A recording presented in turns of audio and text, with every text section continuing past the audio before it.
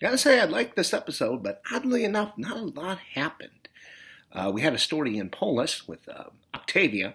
King Rowan comes there and tells her that the flame, the computer chip that holds, the spirit of the commanders has gone missing. Like, what? It was stolen by this flame keeper who was this one chick who was screaming at him when he became king. He's like, "You're no priest. You can't hold the flame." I wouldn't even have thought that character was going to be brought back up, but she is. She stole the flame. He wants Octavia to go take care of her and get the chip back, the key. And she goes out. She runs into the one guy who killed his whole family, who's joined this sort of Luddite group that's destroying tech. And she runs into the flame keeper, who turns out is Indrid's daughter. I did not see that coming. Although when she starts fighting Octavia, she's like, I recognize that technique. It's like, oh, she used to be tree crew. And she turns out to be Indrid's daughter. I didn't see that coming. Like I said, I didn't even think this character would be relevant. I just thought she was like, she had one line the first time we saw her. You only see her pretty briefly. But yeah, she's a flamekeeper type person who was into the whole commander thing with their stupid chip system. And she goes out to find Nightbloods, and of course she left her old clan, which upset Indra, blah, blah, blah, blah, backstory. The one guy's the Luddite types. They break in, they want to steal the chip, but they pull a fast one on them and end up destroying a fake chip, and then Indra's daughter takes off with the real one. Octavia, chops the head off of this one Luddite, frames him for that, so Indra's daughter could, continue looking for Nightbloods. And then, and King Rowan's looks at it and he says, we're fucked here. We can lie for only so long before they figure out we ain't got the key. What the hell are we going to do? I mean, this didn't really work out too well for Octavia. Not Octavia, Ontario. I have an idea. Why don't you come up with a democratic system of living that doesn't involve one little chip, Pick your leaders a better way. Just a thought. Maybe go to parliamentary system or something, because the way you got things running, one little thing happens and you're all fucked. And what I don't get is why Octavia let the one chick take off with the chip, your key anyway. It's like, you saved her life. You saved the key from being destroyed, and old Indra's daughter, she's, like Gramble heads, she's like, the spirit of the commanders. It's like, I think Octavia proved, she cares about the key too, so, you could trust her with it to give it to Rowan and make sure it doesn't fall into the wrong hands. And what's her beef with the Rowan? It's like, there are no fucking Nightbloods. Once again, they really should think of a better system.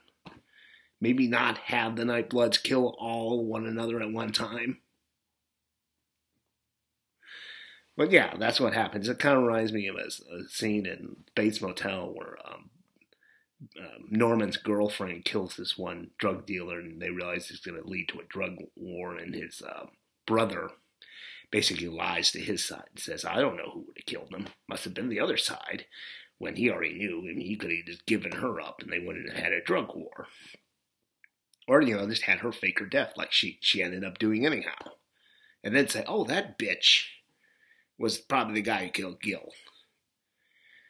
But we don't have a TV show. You wouldn't have a plot unless people made stupid mistakes. So then we go back to Arcadia, where we see them. They're still working to make the place work as, a shelter. They don't have the hydro things, and Raven is pretty pissed at Bellamy because now they have to do rationing, and she has to figure this all out. How much stuff do they have and how many people? And she's telling Clark, you got to make a list, because at best we could save 100 people. And I'm like, okay.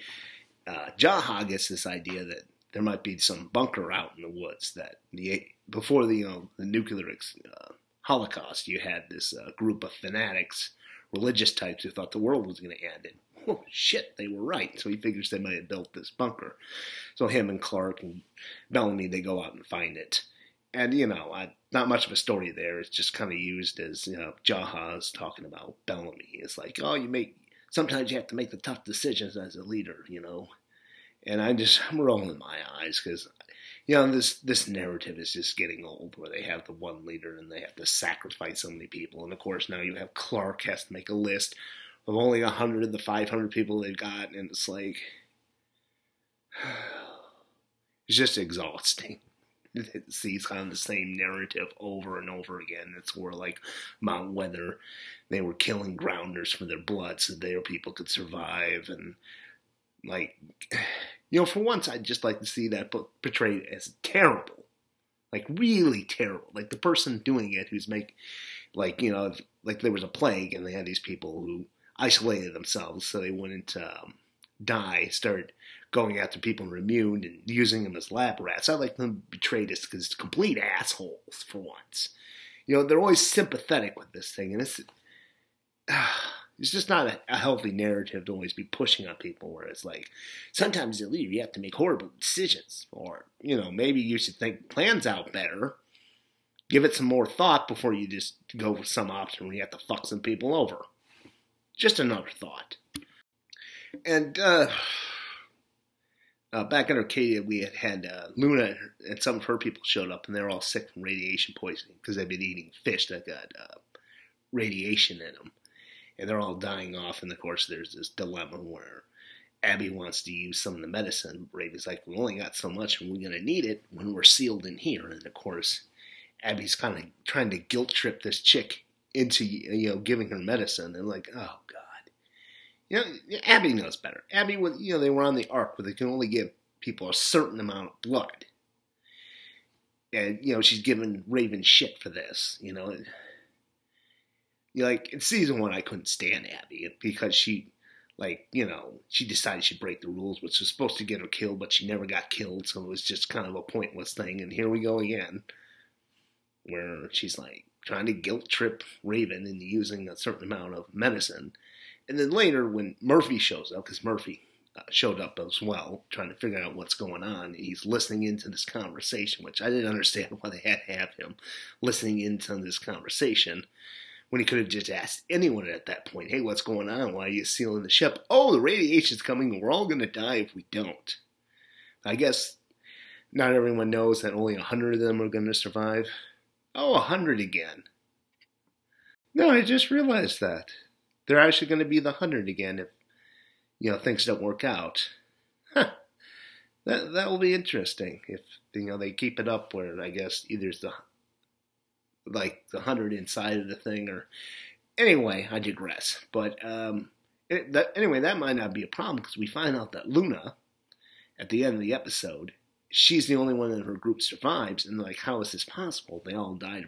Everyone died of radiation. How are you alive? And you realize, oh, the black blood. So now, like I said, maybe they'll do something where they able to, you know, make antibodies so everyone can live and not get radiation poisoning. And we'll see where that goes. And I think that is the direction they're going in, because that's why you introduced the Indra's daughter, you know, little rebel flamekeeper, and you let her run off to go find more Nightbloods so they can find more black blood. And we'll have to see how that turns out. All around, I thought it was a pretty interesting episode. You know, interesting Norse stories. You know, nothing spectacular, but I was interested throughout the entire show, and I do look forward to next week.